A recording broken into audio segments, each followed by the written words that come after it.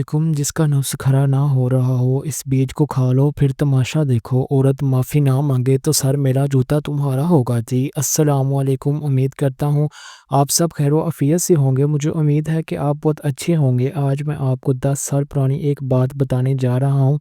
सियालकोट के अंदर एक हकीम था। इस हकीम की एक बेटी थी। उसने जब उसकी शादी की तो हकीम बहुत सियाने होते हैं, लेकिन जब उसने अपनी बेटी की शादी की तो उसके ज़हन में ये ना रहा कि आया मैं अपने दामाद को चेक कर लूँ कि वो वाक़ई कोई बंदा है या इसके अंदर बंदे वाली कोई बात ही नहीं। वो बीबी के नाम से घबरा जाता है। तो जनाब इसने शादी तो कर दी, लेकिन जब पहली रात हकीम बहुत सियाने होते, लेकिन जब इसने अपनी बेटी की शादी की तो इसके ज़हन में ना रहा कि मैं आया अपने दामाद को चेक कर लूँ कि वाक़ई कोई बंदा है, इसके अंदर बंदे वाली कोई बात नहीं, कि वो बीबी के नाम से ही घबरा जाता है। तो जनाब इसने शादी तो कर दी, लेकिन जब पहली रात बीवी के साथ कुछ ना कर सका तो बेटी बहुत परेशान रहने लगी। 7-8 दिन बाद जब वो अपने घर वापस रहने को आई तो इसकी माँ ने पूछा, तुम उदास क्यों हो? तो इसने सारी वजह बताई। तब हकीम ने अपनी बेटी को ये नुस्खा बताया, तो तब इनकी नौकरानी ये नुस्खा सुन लिया।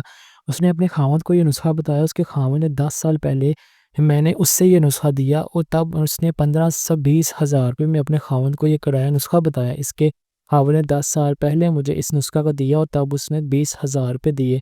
इस नुस्खे को तब वो नुस्खा बिल्कुल ही ख़त्म हो चुके हो। तो फिर आज वो वाक़ई ना करो, कुछ अंदर गया, ऐसी पावर आ जाएगी, ऐसी ताकत आ जाएगी, आप कमाल कर दोगे। आप चैनल पर नहीं हो तो चैनल को सब्सक्राइब कर दे, वीडियो को लाइक लाज़मी कर देना। वो गाली भी मुझे दे तो मैं सुनकर ज़ब्त करता हूँ, मेरे दुश्मन समझते हैं गुस्सा नहीं आता। मेरे घर के बड़े अक्सर मुझे ये दर्स देते हैं, कुत्ता काट भी ले तो इसे काटा नहीं जाता। गुज़री हुई ज़िंदगी को कभी याद ना कर, तकदीर में जो नहीं लिखा उसकी फ़रियाद ना कर। वो होकर ही रहेगा तो फिर कल की फ़िक्र में आज की हंसी बर्बाद ना कर। ख़ता का पुतला हूँ, माफ़ी चाहता हूँ अर्श वालों से भी और फर्श वालों से भी। इस चीज़ को भी तुमसे खींच लाती है, तुम्हारे नसीब का हिस्सा बन जाती है। खूनी रिश्तों में जब दूरियां बढ़ जाती हैं तो अपने की खबरें गैरों की ज़ुबानें सुनने को मिलती हैं। वो मुझ पे हंसते हैं, मैं मुख्तलिफ हूँ, मुझे उन पर हंसी आती है। वो सब एक जैसे हैं, अपने खिलाफ सुनकर बातें नेहरू शोर खिलाड़ी नहीं तमाशाई किया करते हैं। लोगों के दिलों में अपना मुकाम इसी तरह बनाओ कि मर जाओ तुम्हारे लिए दुआ करे और ज़िंदा रहो मिलने की आरज़ू करें।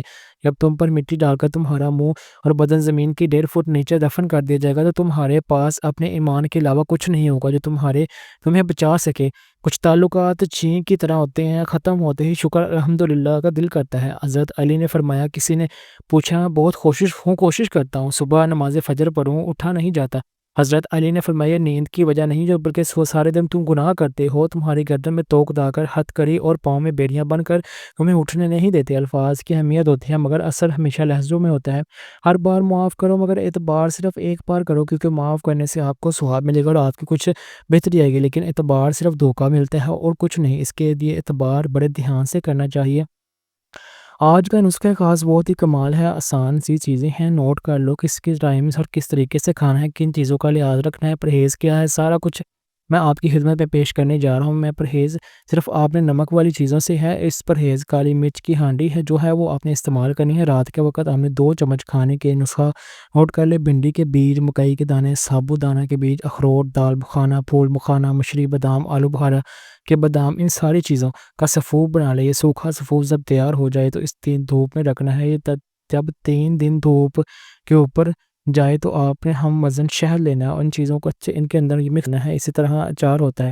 इस तरह आपने इसके अंदर सारी चीज़ें एक यकजान मिक्स कर लें। रोज़ाना रात को सिर्फ़ 1 गिलास दूध के साथ आपने इस 2 चम्मच चाय वाले निकल लेने हैं। ये अंदर जाएगा और आप जो है वो जानवर हैवान बाहर आ जाएगा। आप एक्सरसाइज़ इसकी ताकत क्या है आप कहोगे कि फिर आपको हकीम दुआएँ देनी पड़े, क्योंकि दुआएँ देनी है यूट्यूब का चैनल चलता जाए। बड़ा वक़्त घोड़े पर बैठकर आता है लेकिन चोटी के ऊपर बैठकर जाता है, मगर जाते-जाते बहुत मतलब परस्त फ़ज़ूल लोगों को बैठकर ले जाता है। रिश्तों और ताल्लुकात की बका के लिए राब्ते ज़रूरी नहीं होती। नज़रअंदाज करने से तो अपने हाथ से लगाए दरख्त भी सूख जाते हैं। दुआएँ करवाई नहीं जाती, दुआएँ ली जाती हैं। हर किसी का मुश्किल वक़्त में साथ देकर तो किसी की मुस्कुराहट की वजह